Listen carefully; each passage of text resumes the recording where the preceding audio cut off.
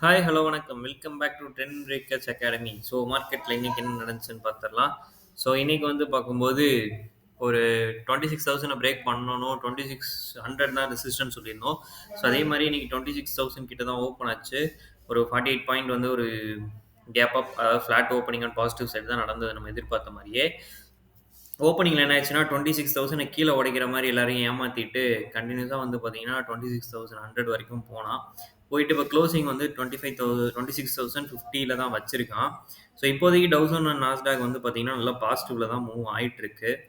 ஓகேங்களா? ஸோ அப்படி பார்க்கும்போது நாளைக்கும் வந்து ஒரு கேப் அப் ஓப்பனிங் கிடைக்கிறதுக்கு சான்சஸ் இருக்கு ஆன் பாசிட்டிவ் சைட். கேப்பாகவும் இருக்கலாம், ஃப்ளாட்டாகவும் இருக்கலாம், பாசிட்டிவ் சைட். ஸோ நாளைக்கு டேக்கு 26,100 பிரேக் பண்ணுச்சு அப்படின்னா கண்டிப்பாக ஆல் டைம் ஹையர் ரீச் பண்ணுவான் நிஃப்டி. ஓகேங்களா? அது வந்து 26,250. ஸோ கண்டிப்பாக வந்து அந்த 250ன்ற லெவலில் வந்து கண்டிப்பாக நாளைக்கு வந்து அடிக்கிறதுக்கு நிறையவே சான்சஸ் இருக்குது. இன்கேஸ் ஓப்பனிங்கில் ஏதாவது சேஞ்சஸ் நடந்துச்சு அப்படின்னா திரும்ப வந்து 26,000 வந்து மேஜர் சப்போர்ட் லெவலாக இப்போதைக்கு ஆக்ட் ஆகிட்டு இருக்கு. ஓகேங்களா? ஸோ அதனால் 26,000ன்றது வந்து சப்போர்ட் லெவல், மேஜரான சப்போர்ட் லெவல். ஸோ மேலே ரெசிஸ்டன்ட் வந்து 26,100 அதை பிரேக் பண்ணுச்சுன்னா 26,250 வரைக்குமே நிஃப்டி மூவ் ஆகிறதுக்கு நிறைய பாசிபிலிட்டிஸ் இருக்குது. ஓகேங்களா? பேங்கிங்குமே இன்னைக்கு கொஞ்சம் சப்போர்ட் தான். ஸோ அந்த 58,385 இருக்குது. ஸோ 58,500 பிரேக் பண்ணுச்சுன்னா 59,000 வரைக்குமே போகும். ஸோ அப்படி இவனும் 59,000 போகிறான் அப்படின்னா கண்டிப்பாக வந்து நிஃப்டியுமே வந்து டார்கெட் அடிக்கிறதுக்கு சான்சஸ் இருக்குது. ஆல் டைம் பிரேக் பண்ணுறதுக்கும் சான்சஸ் நிறையவே இருக்குது. ஐடி வந்து சைட்வேஸ் தாங்க, இன்னும் பெரிய மூவ்மெண்ட் கிடைக்கல. ஸோ ஐடியோட மூவ்மெண்ட் தான் நான் வெயிட் பண்ணிட்டு இருக்கேன். ஸோ ஐடியில் நல்ல மூவ்மெண்ட் கிடச்சி அப்படின்னா கண்டிப்பாக வந்து நிஃப்டி வந்து வேறு லெவலில் மூவ் ஆகும்.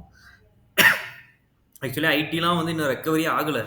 இப்போ பேங்கிங்லாம் ரெக்கவரி ஆகி ஆல் டைம் ஹை போயிடுச்சு, நிஃப்டி ஆல் டைம் கிட்ட போயிடுச்சு. ஆனால் ஐடி வந்து இன்னும் ரெக்கவரி மூடுக்கு கூட வரல.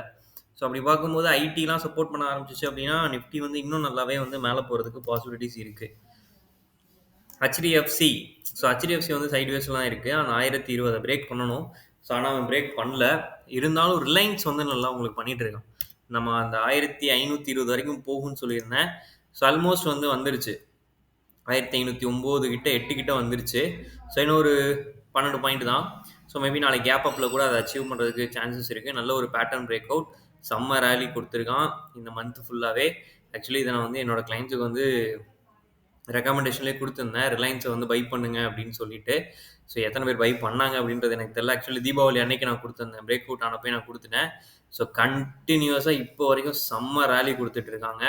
ஸோ என்னை பொறுத்த வரைக்கும் 1532 வரைக்கும் கூட வந்துருவான்ற மாதிரி தான் போயிட்டு இருக்கான். செம்ம ரேலி கொடுத்துட்டு இருக்கான், செம்மையாக ரெக்கவரி ஆகிட்டு இருக்கு. ஸோ அதுதான் வந்து நிஃப்டிக்கு வந்து பெரிய பலமாக இருக்குது இப்போதைக்கு. ஓகேங்களா? ஓகே, நாளைக்கு வந்து மார்க்கெட்டில் என்ன நடக்குதுன்னு பார்க்கலாம். ஓகே, நிறைய பேர் வீடியோஸ் பார்க்குறீங்க, உங்களுக்காக யூஸ்ஃபுல் கண்ணன் போகிறோம். உங்கள் ட்ரெண்ட் பிரேக்கர்ஸ் அகாடமி இது வரைக்கும் நீங்கள் ஃபாலோ பண்ணல அப்படின்னா ஃபாலோ பண்ணிக்கோங்க. தேங்க்யூ ஃபார் வாட்சிங்.